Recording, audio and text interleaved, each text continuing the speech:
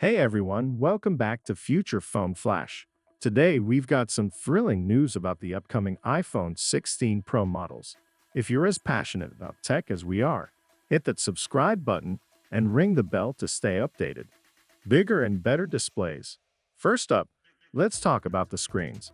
According to recent leaks, the iPhone 16 Pro will sport larger displays.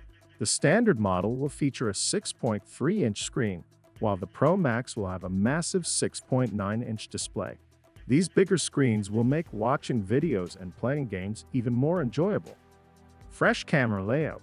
Next, let's dive into the camera updates. Apple is introducing a new vertical camera layout.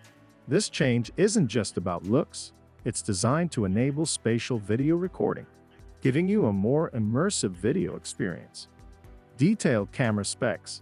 Now for the camera specs. The iPhone 16 Pro will have a powerful 48MP ultra-wide camera, perfect for capturing stunning wide-angle shots with amazing detail. Additionally, there's a 5x telephoto camera, ideal for snapping distant subjects without losing quality.